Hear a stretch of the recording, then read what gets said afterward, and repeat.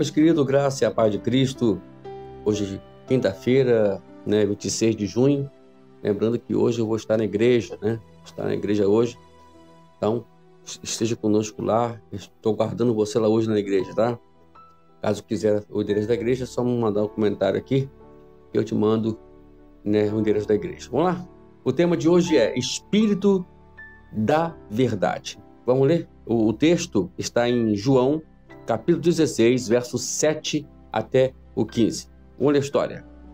Que a força esteja com você.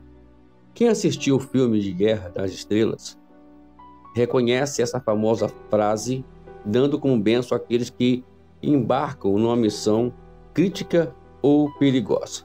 A força, que é apresentada na saga, é uma característica metafísica impessoal que capacita os indivíduos para empreender ou completar suas tarefas. Jesus disse a seus discípulos: o Espírito da Verdade, ele está com vocês. Era uma promessa que os capacitaria a desempenhar a sua missão. Mas o Espírito Santo não é o ente cósmico impessoal. Ele é uma pessoa, a terceira pessoa da Trindade. Ele é o Espírito da Verdade. Jesus fala sobre o papel do Espírito. Eu dito a vocês tudo isso que eu vi do meu Pai. O Espírito Santo ensinará a vocês. Como o Espírito desempenha o seu papel de professor? Primeiro, ele moveu os homens a escrever a palavra de Deus. A Bíblia é precisa, confiável e verdade absoluta, porque veio até nós pela inspiração do Espírito da Verdade. Segundo, o Espírito denuncia e nos convence do nosso pecado. Revela-nos que somos pecadores e que precisamos da justiça de Deus, o que é Cristo crucificado, ressurreto e exaltado.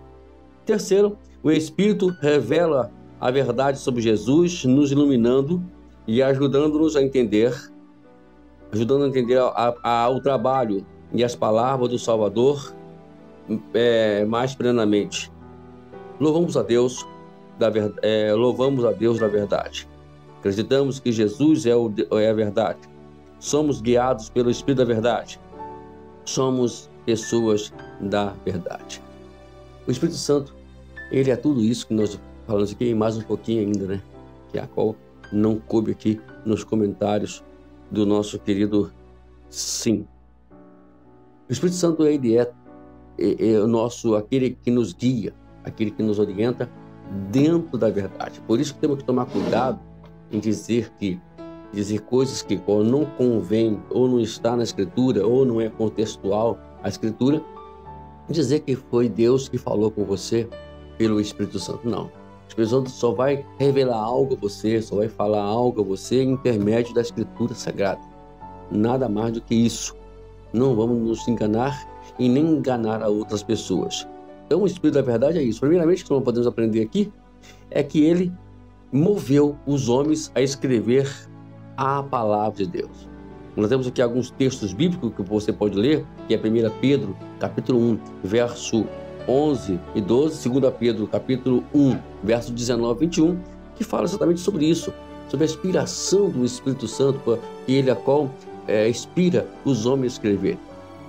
Todos eles escreveram os textos dentro de um contexto e dentro de uma unicidade.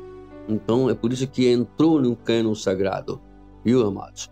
Não é porque os textos lá de outra Bíblia que você está me falando que elas não são contextuais, elas são histórias.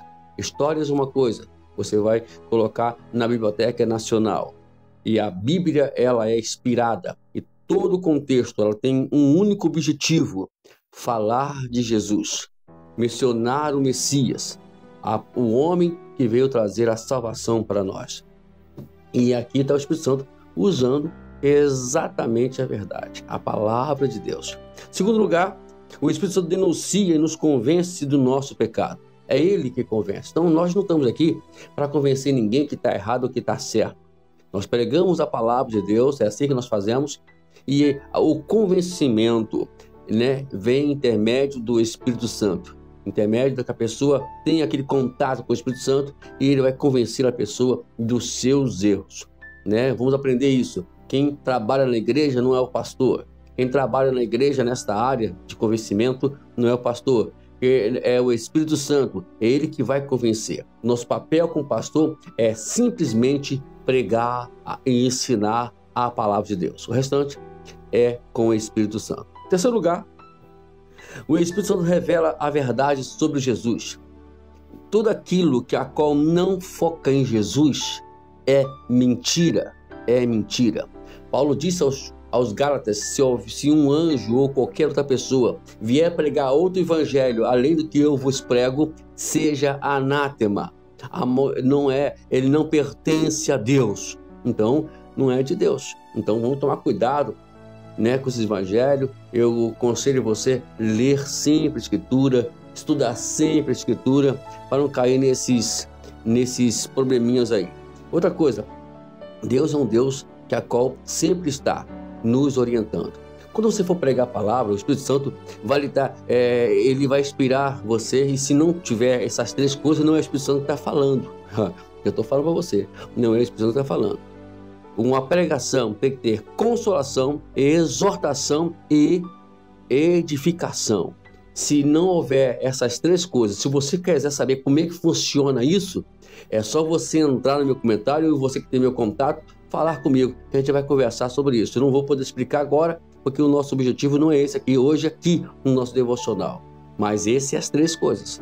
Se na pregação não tiver essas três coisas, essa pregação não é do Espírito Santo, é do homem. Não, tem que trazer as três coisas. E tem que entender quem são as três coisas também. Por isso você tem que estudar, meu padre. Tem que estudar, meu. Não é assim não. Tá bom? O Espírito Santo vai trabalhar dentro disso aqui. Ok? Vamos lá.